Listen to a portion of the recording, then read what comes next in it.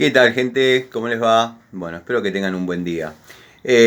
No soy de comunicarme por estados de WhatsApp con video, pero bueno, los amigos, los clientes, la gente que me llama por temas de electricidad, específicamente cuando llega el verano, por ventiladores de techo que por ahí no rinden, que por ahí fallan, que por ahí no prenden, lo mismo ventiladores de pie.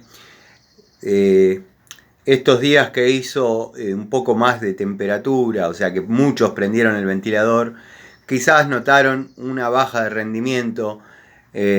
Bueno, y como no hizo demasiado calor, valga la redundancia de mis palabras, lo desestimaron, dijeron después lo solucionamos, después lo vemos. Bueno, el después está lejos.